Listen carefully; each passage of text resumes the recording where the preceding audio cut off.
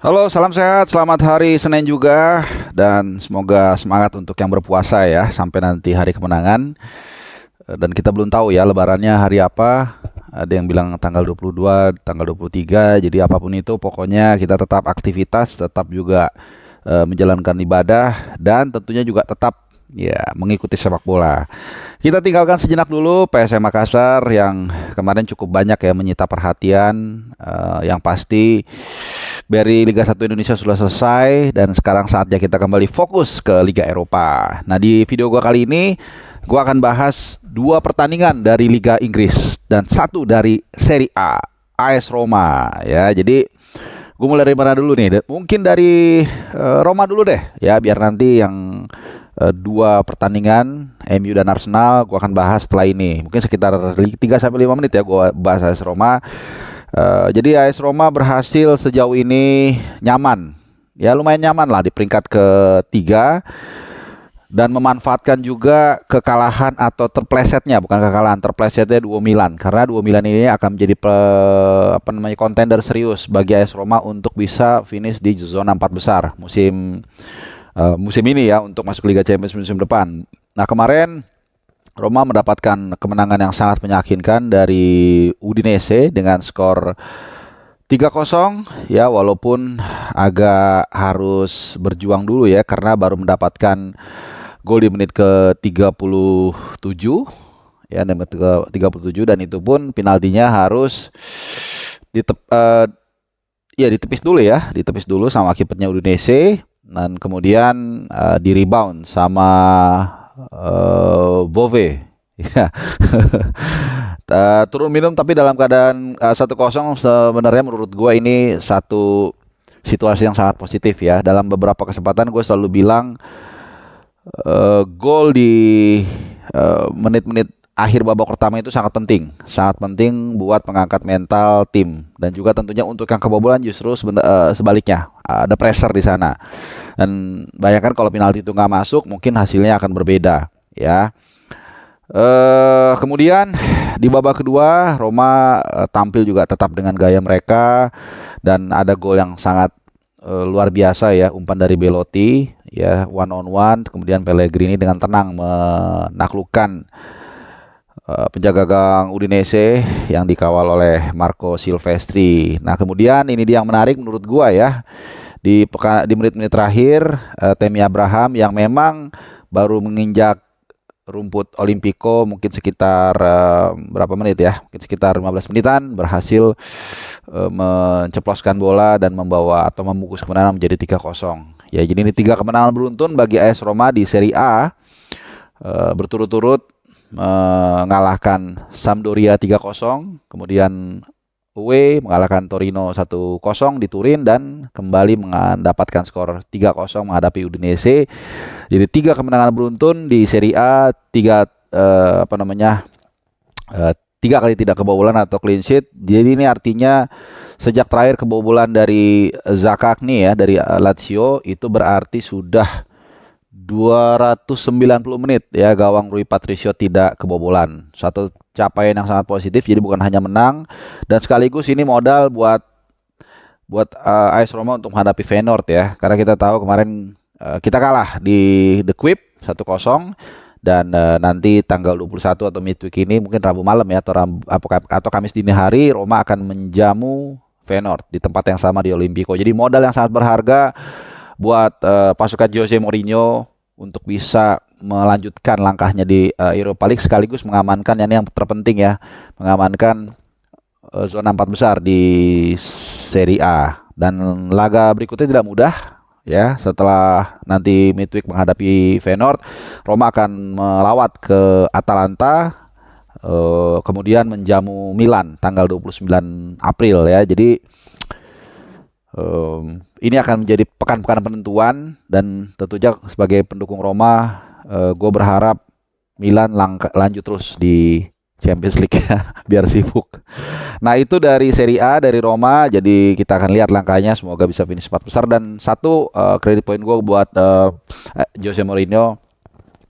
Kalau lu lihat line up-nya AS Roma, pedih banget sebenarnya. Pedih banget ya, dengan segala keterbatasan, dan ada yang cedera juga segala macem. Tapi dengan skuad seperti ini dia bisa membawa AS Roma saat ini ya cukup membanggakan lah. Menurut gue ini luar biasa ya. Jadi tadi gue juga sempat ngobrol sama legenda sepak bola Indonesia Anjas Asmara, dia juga setuju mengatakan Jose Mourinho ini adalah pelatih yang bisa membakar motivasi pemain ya. Secara taktik dia sebenarnya simple, tapi bagaimana dia mengeluarkan kemampuan terbaik ini adalah kelebihan dia. Nah, sekitar 5 menit ya gue bahas Roma. Sekarang kita ke Liga Inggris. Nah, ada yang panik nih ya Arsenal. Ada yang mencet alarm. Jadi berkali-kali gue sudah mengatakan, berkali-kali Arsenal itu belum juara, jauh dari juara, walaupun tidak terlalu. Jadi apa ya, masih 50-50 lah gitu. Selalu gue kasih referensi ya, mudah-mudahan lu gak bosan. Berkali-kali di Liga Inggris, bahkan gue nggak tahu ya, yang gue inget di Liga Inggris itu berkali-kali, 3, 4, 5 kali bahkan. Itu tim yang udah unggul cukup lama di puncak klasemen dengan selisih double digit. Ya, double digit itu artinya 10, 11 dan seterusnya. Itu di akhir musim itu bisa kekejar. Walaupun mayoritas tetap yang Campione di Inferno itu juara, tapi tidak menjamin. Apalagi ini adalah what so called new kids on the block. Jadi tim yang ya ini kan timnya rata-rata tim yang belum berpengalaman lah pemainnya, kecuali Gabje sama Zizenko mungkin ya. Rata-rata kan ini masih hijau. Pasti secara mental ini tidak mudah. Sementara kontenernya Man City udah langganan pula juara Liga Inggris. Mereka pasti lebih tenang, udah biasa menghadapi pressure. Dan ini mirip dengan strateginya Michael Schumacher, kalau lu tahu pebalap ya. Jadi dia sering banget justru nggak langsung ngebut di awal. Dia ikutin terus di peringkat kedua, di posisi kedua. Ya peringkat satunya lama-lama panik atau mentalnya mungkin ya ada pressure lah begitu, dan akhirnya dibalap di momen tertentu. Jadi ini far from over, berkali-kali gue mengatakan. Walaupun tentu saja Arsenal mesti diakui sepanjang musim ini berhasil melewati berbagai terbalance ya. Mulai dari kebangkitan setelah kalah dari Everton di eranya Sondays, kemudian berbalik unggul di last minute lawan Bournemouth, kemudian lawan Aston Villa atau Leeds ya, sempat ketinggalan terus balik lagi. Memang beberapa kali mereka berhasil melewati masa itu, termasuk juga tanpa Gabjes, pembelian pemain yang sangat efektif menurut gua, Trossard salah satunya. Tapi yang terpenting adalah it's not how you start the competition, but how you end up the competition in style. Nah, itu yang bukan gua mengatakan sudah atau tidak ya, tapi belum. Dan sekarang situasinya bahkan berbalik. Kalau nanti City one game in hand lawan Brighton menang, maka otomatis City secara poin pun akan di atas Arsenal. Karena kemarin hanya soal selisih gol kan bedanya kan. Dan nanti 26 April hari apa itu ya, 26 April ya, minggu depan lah, midweek Rabu, kalau nggak salah Rabu malam ya, pokoknya midweek depan ini akan menjadi penentuan segala-galanya. Bukan tidak mungkin juga Arsenal bisa mencetak sejarah, artinya murid mengalahkan guru, Arteta mengalahkan Pep, kemudian menjadi juara. Bisa saja, history made to be broken katanya. Jadi history itu kan adalah si tim jadi juara atau langganan tapi kemudian dirusak, diciptakan yang baru. Bisa saja, sangat, itu selalu it happens, tapi tidak akan mudah. Jadi penentuannya segala-galanya nanti 26 April. Nah, kita kembali ke pertandingan ya. Gue ulas sedikit kemarin Arsenal lawan West Ham lawan Arsenal. Jadi agak scene per scene. Everything went smooth ketika Arsenal menang atau unggul 2-0 melalui Gabriel Jesus. Ini crossing yang sangat cantik dari Ben White. Bahkan English commentary pun mengatakan he won't be missed. Itu gampang banget ya, kalau lu yang main mini soccer ini tinggal kena itu aja masuk ya kan. Kena itu. Nah, kemudian gol dari Odegaard juga keren. Ini kerjasama 1-2 antara Martinelli dan Odegaard. Dia umpan ke yang jauh. Kemudian gol. Nah, sampai sini sebenarnya situasi sudah oke. Tapi sekali lagi, gol memperkecil kedudukan menjelang, walaupun ini nggak terlalu menjelang banget ya, menit ke 33 dari Ben Ramah ini memang menurut gue sangat disayangkan. Kenapa sangat disayangkan? Karena ini diawali dari kesalahan pemain yang menurut gue salah satu pemain yang paling jarang melakukan kesalahan, yaitu Thomas Partey. Kalau mungkin kesalahan itu dilakukan oleh mungkin Odegaard, mungkin oleh Saka, bahkan oleh Ben White sekalipun, mungkin gue masih bisa memaklumi. Tapi ini dilakukan oleh seorang Thomas Partey yang seharusnya dialah yang paling secure untuk menjaga bola. Nah, masalahnya juga bukan hanya sekedar salah biasa. Jadi ketika dia menguasai bola, kemudian direbut sama Declan Rice kalau nggak salah ya, pemain West Ham lah. Itu kan dia mau protes, maksudnya ada handsball. Nah, satu aturan dasar yang selalu digaungkan sejak SSB adalah selama wasit belum meniupkan peluit, selama pertandingan belum selesai, jangan pernah berhenti bertarung dan berjuang. Nah, itu yang gue bilang. Jadi bukan soal skill, bukan soal fisik, bukan soal stamina, ya, bukan soal power, tapi ini soal mentality. Bayangkan hal sekecil itu bisa mengubah arah angin lah situasi pertandingan. Kemudian partai protes, tapi kemudian tidak handsball, lalu dia dorong ke Paqueta ya kalau nggak salah. Kemudian Paqueta, nah ini dia orang bertanya-tanya, oh itu dia ninggalin kaki si Paqueta ke Gabriel. Iya, tapi jangan lupa Gabriel Jesus juga pernah melakukan hal yang sama. Jadi semua pemain profesional adalah oportunis. Mereka mencoba untuk mengambil keuntungan. Selama itu ada sentuhan, apa boleh buat? Never say never, nggak bisa dibilang nggak. Itu memang ada sentuhan dan penalti. Jelas sekali, dan itu dieksekusi dengan baik oleh Ben Rama. Oke, turun minum 2-1, pressure agak sedikit ada di Arsenal. Tapi kemudian sebenarnya Arsenal dapat angin ya ketika ada penalti di menit ke-52, dan ini juga sama handsball ya, karena Michail Antonio kan tangannya melebar keluar dari badan, jadi mengubah atau menambah dimensi tubuh. Ini juga sama, ini handsball juga penalti. Nah, kalau kali ini gue membela Bukayo Saka. Kenapa gue membela Bukayo Saka? Karena sebenarnya dari catatan gue di Arsenal itu, bahkan di entire karir dia, hanya sekali dia gagal penalti kemarin. Seingat dan setahu catatan gue, silakan bantu gue kalau memang kalian punya data yang lebih baik ya, atau lebih tepat. Jadi menurut gue it happens. Setelah pertandingan pun Arteta dengan bijak, dan memang itu yang seharusnya dilakukan, dia mengatakan kira-kira beginilah intinya, kasih tahu ke saya siapa pemain yang pernah mengambil penalti atau penalti taker, bukan mengambil penalti ya, bisa juga sekali ngambil penalti masuk selesai, dia nggak main bola lagi, terus dia bilang dia selalu masuk mengambil penalti selama karirnya. Itu lebih beda. Tapi seorang penalti taker yang sudah berulang kali mengambil penalti itu pasti pernah gagal ya. Roberto Baggio pernah gagal, Francesco Totti juga pernah gagal, Messi pernah gagal, Ronaldo pernah gagal. Nggak ada penalti taker yang nggak pernah gagal. Sama seperti dulu Michael Jordan mengatakan, saya bisa mencetak berapa, nggak tahu, 30.000 poin atau berapa, karena saya pernah gagal juga 90.000 kali shot gitu. Jadi it happens. Kali ini gue bela Bukayo Saka ya, dan dia sudah, bahkan menurut gue nggak perlu ya, tapi mungkin saran dari tim kepelatihan, akhirnya dia di sosmednya, nanti mungkin gue screenshot kalau ada, dia minta maaf atas kegagalan. Menurut gua nggak perlu, tapi ya udahlah, sekarang kan era sosmed ya, semua orang bisa berkata apapun. Nah, kemudian bencana itu datang, ya artinya memang kalau kita bicara letter luck, kalau itu gol 3-1, maka pressure akan kembali ada di West Ham ya. Tapi kemudian gagal, dan gagalnya juga off target. Jadi nggak tahu kenapa ya, lagi salah juga 2 kali gagal penalti off target juga.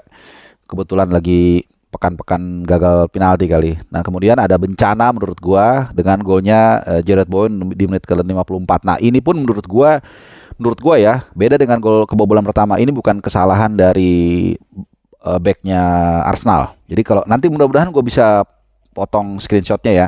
Jadi itu memang jadi ketika ada scrimmage, kemudian bola dikuasai oleh para pemain West Ham, garis offset yang ditarik itu sudah cukup bagus sebenarnya, sangat kompak ya. Tapi memang Jarrod Bowen itu datang dari coming from behind, dari era onside yang memang sulit untuk diantisipasi karena begitu banyak pemain West Ham, tapi dia datang dari area yang onside, hanya mungkin sekitar 1 sampai 2 meter, dan jadi dia nggak offside. Dan first time-nya pun sangat luar biasa ya. Artinya Gabriel juga tidak sempat untuk mengantisipasi eksekusi yang dilakukan oleh Jarrod Bowen. Jadi ya mau dibilang apa ya, karena memang itulah konsekuensinya. Dan saat ini sekarang bola ataupun pressure ada di Arsenal ya. Sekali lagi penentuannya 26 April. Nah, terakhir penutup, gua akan bahas MU karena katanya kalau nggak MU nggak makan.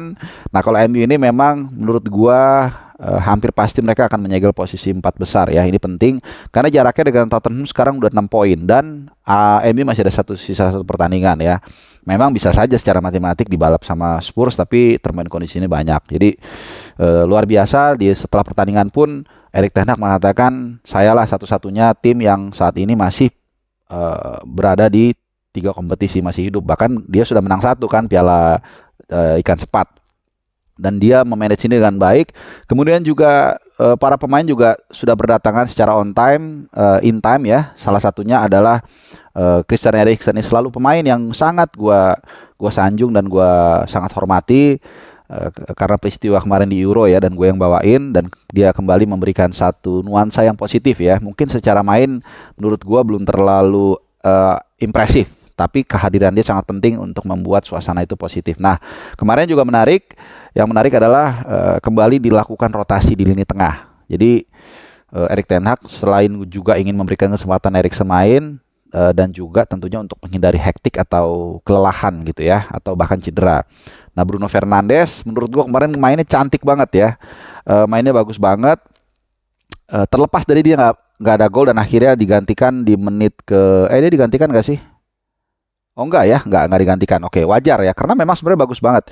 Gue mencatat ada banyak peluang yang diciptakan, 3 sampai 4 kalau nggak salah ya. Ini menit pertama dia langsung dapat poin. Peluang ya, rebound dari ada yang shoot kemudian rebound tapi nggak masuk, nggak tahu ditepis apa nggak, gue lupa. Kemudian menit 18 juga ada volley kencang, sama juga nggak masuk. Menit 20 dia kasih sebuah kipas ya, crossing. Memang nggak ya, half chances lah. Dan kemudian menit 55 peluangnya kena tepis sedikit, fingertip sama Keylor Navas, terus kemudian kena mistar. Nah, baru menit 1 jam permainan juga sama ditepis juga. Jadi ada 4 peluang emas menurut gua, dan ada beberapa kipas yang dilakukan. Dan gua rasa ini sama seperti kasusnya Martinelli di Arsenal ya, ketika Fernandes agak sedikit ditarik ke belakang, Sabitzer ditaruh ke depan, kemudian bisa bikin 2 gol. Sepertinya dia panas dalam tanda kutip, kemudian berusaha untuk menunjukkan lah ke bosnya bahwa he is still the best player in the midfield of Manchester United ya. Tapi anyway, kemarin menang 2-0 MU dari golnya Anthony dan juga Diogo Dalot ya, dan asisnya kipasnya keren banget dari Anthony. Dan ini setelah pertandingan juga kalau nggak salah dikatakan disamakan Anthony dengan Arjen Robben ya. Jadi gayanya memang gitu-gitu aja, tapi gaya gitu-gitu aja yang nggak pernah bisa diantisipasi oleh lawan. Sama seperti Michael Jordan di basket, gayanya hanya jump shot mundur ke belakang, tapi nggak ada yang bisa hentikan gitu. Dan ini adalah sikap profesional dari seorang pemain. Artinya ketika orang banyak mengkritik dia dengan harga yang mahal, tapi dijawab bukan dengan kata-kata, dijawab bukan dengan sosmed, tapi dengan penampilan di lapangan. Belum memang sesuai menurut gua, worth it, tapi pelan-pelan dia menunjukkan kontribusinya kepada Manchester United dan enak mainnya. Dan ngelihatnya juga enak lah, eksplosif. Brazil gaya-gaya Brazilnya agak dikurangin. Nah, itulah peran dari pelatih ya, untuk bisa mengubah pemain itu menjadi lebih baik dan lebih efektif dan bisa bermain sesuai dengan dengan kebutuhan tim lah. Terus kemarin apalagi yang menarik ya, Dalot. Kemarin ya MU main dengan bolong ya, pertahanan yang sangat, arti bukan bolong tapi pemain yang pincang ya, pincang. Mereka nggak ada Rafael Varane, nggak ada Luxo, nggak ada Lisandro Martinez. Jadi praktis sebenarnya mereka hanya meninggalkan dua bek kanan yang memang inti lah, Dalot dan juga Wan-Bissaka. Itu pun akhirnya terpaksa Dalot mengalah untuk geser ke kiri, dan duetnya Lindelof dan Harry Maguire. Dan Harry Maguire bagus mainnya kemarin ya, soalnya nggak ada tekanan. Babak pertama aja nggak ada shoot on goal karena Goang De Gea. Oke, mungkin itu dulu pemaparan dari gua. Jadi sekali lagi kesimpulannya adalah Arsenal panik, MU melenggang kangkung, dan juga Roma sangat nyaman di peringkat ketiga atau 4 besar Liga Champions. Terima kasih udah nonton. Jangan lupa subscribe, nyalakan loncengnya supaya lu gak ketinggalan berita-berita terbaru. Semoga enjoy dan selamat beraktivitas. Salam sehat. Ciao.